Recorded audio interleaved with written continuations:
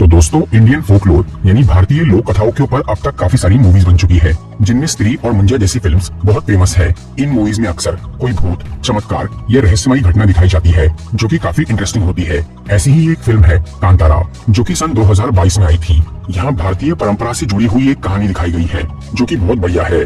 अगर आप इस फिल्म को समझना चाहते हैं तो ये वीडियो देखते रहिए। आज मैं कांतारा मूवी को शॉर्ट में एक्सप्लेन करूंगा, तो चलिए शुरू करते हैं। ये कहानी है कर्नाटक के एक गांव की, जहां सन 1847 में एक राजा रहता था। उस राजा के पास धन दौलत, जायदाद, परिवार और सब कुछ था, लेकिन फिर भी उसके मन में शांति नहीं थी और उसे बराबर नींद भी नहीं आती थी। इससे परेशान होकर राजा ने कई तरह के उपाय किए, पर उससे कोई फायदा नहीं हुआ। तब एक दिन वो राजा एक तांत्रिक से मिलता है, जो कि उससे बोलता है कि उसे शांति की तलाश में अकेले घूमना होगा, जिसकी वजह से वो राजा अपना घर परिवार छोड़कर निकल जाता है और कई जगहों पे भटकता है। फिर एक दिन वो कालबेट्टू नाम के एक गांव में पहुंचता है, जहां उसे एक मूर्ति नजर आती है। उसे देखकर राजा को बहुत शांति मिलती है, इसलिए वो उस मूर्ति को अपने महल में ले जाने का सोचता है। तभी वहाँ पर उस गांव के लोग आ जाते हैं और वो राजा को बोलते हैं कि वो मूर्ति उनके देवता पंजुर्ली देव की है, जिसे वो ले जाने नहीं दे सकती। पर जब राजा उनसे बहुत विनती करता है, तब वो पंजुर्ली देव एक आदमी का शरीर धारण करके बोलता है कि अगर राजा उस मूर्ति को ले जाना चाहता है तो उसे अपनी बहुत सारी जमीन उन गाँव वालों को देनी होगी, जिसके लिए राजा तैयार हो जाता है। लेकिन वो देव राजा को बोलता है कि अगर उसने कभी भी वो जमीन वापस लेने की कोशिश की तो पंजुर्ली का एक साथी देवता गुलिका देव, जो कि बहुत खतरनाक है, वो उन पे दया नहीं करेगा। राजा इस सब के लिए मान जाता है और वो अपनी 100 एकड़ जमीन उन गाँव वालों को देकर पंजुर्ली देव की मूर्ति अपने महल में ला लेता है, जिससे उसकी जिंदगी में शांति और खुशी आ जाती है। इसके बाद वहाँ पे भूत कोला नाम की एक परंपरा शुरू होती है, जिसमें हर साल पंजुर्ली देव की पूजा होती है और उसमें एक आदमी सज धज के नाचता है। तब उसके अंदर वो देव प्रकट होता है, जो कि गाँव वालों को आशीर्वाद देता है। इस तरह से कई साल ये सिलसिला चला और राजा की जिंदगी में खुशहाली रही। लेकिन फिर बाद में वो राजा मर जाता है और धीरे धीरे उसके परिवार का राजपाट भी खत्म हो जाता है, जिससे वो लोग अब जमींदार कहलाने लगते हैं। राजा के परिवार वालों ने अब पंजुर्ली देव को मानना छोड़ दिया था और उन्होंने उसकी मूर्ति भी फेंक दी थी। और क्योंकि अब उनका राजपाट नहीं रहा था, इसलिए उन्हें वो जमीन का लालच आने लगता है, जो कि राजा ने गाँव वालों को दान में दी थी। फिर 1970 में एक जमींदार यानी उस राजा का एक वंशज गाँव वालों से अपनी प्रॉपर्टी वापस मांगने का सोचता है और इसके लिए वो भूतकुला में जाकर वहाँ पंजुर्ली के रूप वाले आदमी से बात करता है। पर वो देव उस जमींदार को बोलता है कि वो प्रॉपर्टी उन्हें वापस नहीं मिल सकती, क्योंकि इतने साल उन्हें देव के आशीर्वाद से जो खुशी मिली है वो उसे लौटा नहीं सकती। तब वो वंशज कोर्ट में जाने का फैसला करता है और वो पंजुर्ली का मजाक भी उड़ाता है कि वो सिर्फ एक नर्तक है, जो कि जमीन के लिए सबको बेवकूफ बना रहा है। ये सुनकर देव उसे बोलता है कि अगर वो एक नर्तक है तो उसके वहाँ से जाने के बाद वो लोग उसे ढूंढ पाएंगे, लेकिन अगर वो सच में देव है तो वो किसी के हाथ नहीं आएगा। ये बोलकर पंजुर्ली का वो अवतार जंगल में चला जाता है और वहाँ से गायब हो जाता है। इसके बाद जब वो जमींदार अपनी प्रॉपर्टी के लिए कोर्ट में जाता है तो वो अंदर पहुँचने से पहले ही सीढ़ियों पे गिर के मर जाता है, क्योंकि पंजुर्ली ने उसे श्राप दिया था। उधर कालबेट्टू गाँव में जो आदमी देव के रूप में गायब हुआ था, उसका एक छोटा बेटा था शिवा, जो कि अपने पिता के गायब होने से बहुत दुखी हो गया था। परंपरा के मुताबिक अब शिवा को अपने पिता की जगह कोला में जाकर पंजुर्ली का रूप लेना था, लेकिन वो अपने पिता को खोने के गम में वो काम नहीं करता और बहुत आवारा बन जाता है।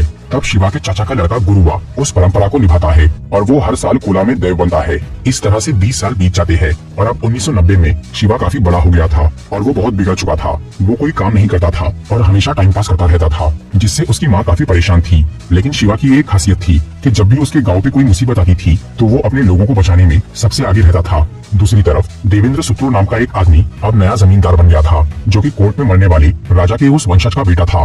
देवेंद्र सुत्तुर सभी गाँव वालों की बहुत मदद करता था, इसीलिए सब लोग मानते थे कि ये जमींदार अपने पिता से बिल्कुल अलग है और उसे प्रॉपर्टी का कोई लालच नहीं है। लेकिन सच तो ये था कि देवेंद्र को भी अपनी खानदानी जमीन वापस चाहिए थी, लेकिन वो गाँव वालों से सीधे मांगने की बजाय उन्हें बेवकूफ बनाकर वो प्रॉपर्टी हड़पना चाहता था। वो जमीन अभी कानूनी तौर से गाँव वालों के ही नाम थी, इसलिए देवेंद्र कई साल से उनकी प्रॉपर्टी के पेपर हासिल करना चाह रहा था, जिसमें उसे काफी परेशानी होती है, क्योंकि वो किसी को सच नहीं बता सकता था। ऊपर से गाँव वालों ने अपनी जमीन के कागजात संभाल के नहीं रखे थे, इसलिए देवेंद्र उनकी खातिरदारी करके धीरे धीरे एक एक आदमी से उनके प्रॉपर्टी पेपर जमा करने लगता है। दूसरी तरफ गवर्नमेंट ने कालबेट्टू गाँव के जंगल को रिजर्व फॉरेस्ट बनाने का फैसला कर लिया था, मतलब अब उस जंगल में जाने पर बैन लगने वाला था। लेकिन गाँव के लोग अपनी जरूरत के लिए जंगल से पेड़ काटते थे और शिवा को वहाँ शिकार करना बहुत पसंद था। पर अब उस गाँव में मुरली नाम का एक नया फॉरेस्ट ऑफिसर आ जाता है, जो कि जंगल में जाने पे पाबंदी लगा देता है और वो कोला में भी लोगों को ज्यादा शोर नहीं करने देता। इसके अलावा अब फॉरेस्ट डिपार्टमेंट वाले गाँव के इल्लीगल घर जो कि फॉरेस्ट की बाउंड्री में आ रहे थे, उन्हें भी खाली करने का नोटिस देते हैं। इस सब की वजह से गाँव के लोग ऑफिसर मुरली से चिढ़ने लग जाते हैं और शिवा की उससे दुश्मनी हो जाती है।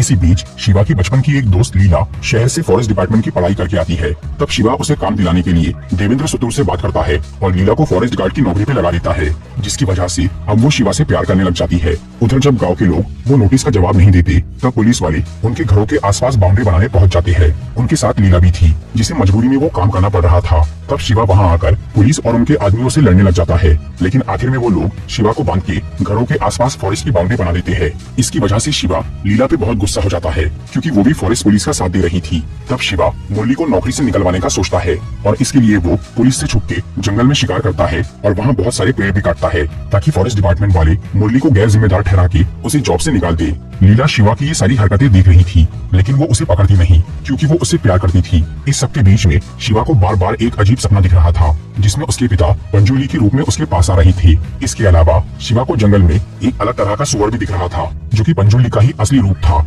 असल में ये सब एक इशारा था, ताकि शिवा को अपनी जिम्मेदारी का एहसास हो और वो देव का रूप धारण कर ले। लेकिन शिवा इस पे ध्यान नहीं देता और वो मुरली को हटाने के मकसद में लगा रहता है।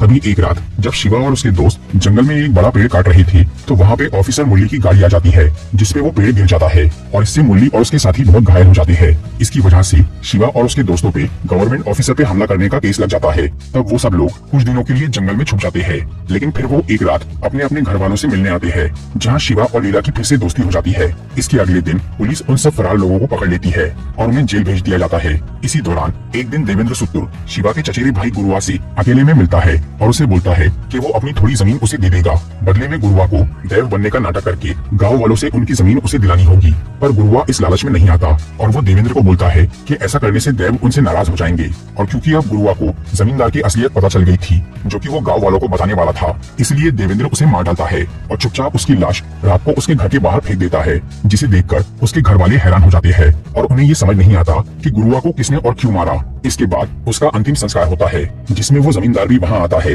और दुखी होने का नाटक करता है। दूसरी तरफ फॉरेस्ट ऑफिसर मुरली ने जंगल को रिजर्व फॉरेस्ट बनाने के सारे डॉक्यूमेंट्स तैयार कर लिए थे, लेकिन तभी उसे पता चलता है कि देवेंद्र सुतुर ने गाँव के सभी लोगों की जमीन अपने नाम करवा ली है और वो अब जंगल भी हड़पने वाला है। मतलब गाँव के लोग जिस पुलिस वाले को बुरा समझ रहे थे, वो तो बस जंगल को सुरक्षित करके कुछ ही घरों को हटाने वाला था, लेकिन वो जमींदार पूरे गाँव और जंगल पे कब्जा करना चाहता था। मुरली को जब देवेंद्र के प्लान का पता चलता है, तो वो अपने साथियों को बोलता है कि अगर एक बार वो जंगल रिजर्व फॉरेस्ट बन जाए तो देवेंद्र की सारी चाल नाकाम हो जाएंगी और गांव वालों की जमीन बच जाएंगी।